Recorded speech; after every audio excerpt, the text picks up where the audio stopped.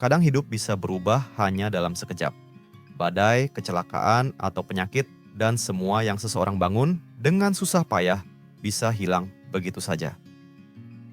Hari ini kita akan melihat apa yang Amsal ajarkan tentang kemiskinan yang bukan disebabkan oleh kemalasan atau ketidakadilan, melainkan oleh musibah. Tetaplah bersama kami, karena kebenaran ini bisa mengubah cara kita memandang mereka yang sedang menderita. Amsal pasal 17 ayat 5. Siapa mengolok-olok orang miskin, menghina penciptanya. Siapa gembira karena suatu kecelakaan tidak akan luput dari hukuman, kemiskinan, dan musibah. Penyebab ketiga dari kemiskinan, menurut Alkitab, adalah bencana. Amsal mengingatkan bahwa mengejek orang miskin dan bersukacita atas musibah orang lain adalah dosa yang sama, karena begitu sering kemiskinan muncul dari tragedi yang di luar kendali manusia. Di zaman dahulu, bencana yang paling umum adalah kelaparan. Seperti yang kita baca dalam Kejadian pasal 47, ketika hasil panen gagal, bahkan keluarga yang kuat dan rajin bisa kehilangan segalanya hanya dalam 1 tahun. Kebanyakan orang hidup sebagai petani kecil, dan satu musim buruk saja bisa berarti kelaparan, kehilangan, dan keputusasaan. Namun hal ini tetap benar hingga hari ini. Kemiskinan bisa datang tiba-tiba melalui banjir, kebakaran, kecelakaan, tagihan medis yang menghancurkan, atau kematian kepala keluarga. Kadang datang perlahan saat pabrik di sebuah kota tutup atau ketika sumber daya alam habis dan pekerjaan hilang.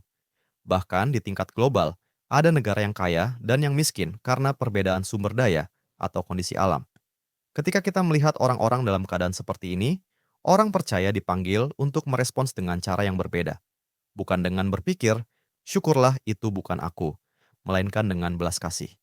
Seperti yang tertulis dalam Roma pasal 12 ayat 15, bersukacitalah dengan orang yang bersukacita dan menangislah dengan orang yang menangis.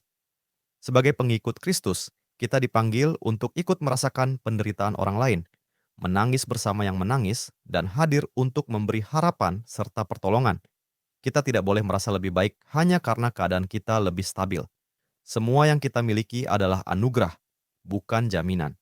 Dan setiap orang yang sedang kesulitan adalah kesempatan bagi kita untuk memantulkan kasih dan kemurahan hati Allah. Mari kita berhenti bentar dan mikir. Bagaimana belas kasih terhadap orang miskin dan menderita tampak dalam hidupmu? Ketika melihat seseorang dalam kesulitan, apakah hatimu tergerak untuk menolong atau justru menjauh? Mari kita berdoa bersama. Tuhan Yesus, dunia ini penuh dengan bencana, baik rohani, moral, maupun fisik. Misi keselamatanmu adalah tindakan penyelamatan terbesar dalam sejarah. Tolong kami agar tidak menjadi kebal terhadap penderitaan di sekitar kami. Lembutkan hati kami dan buat tangan kami siap untuk menolong. Ajari kami untuk mendekat kepada mereka yang menderita dengan kasih dan kemurahan-Mu. Amin. Terima kasih telah bergabung dalam pembelajaran Alkitab hari ini. Jika Anda merasa diberkati melalui firman ini, bagikan kepada keluarga dan teman-teman Anda.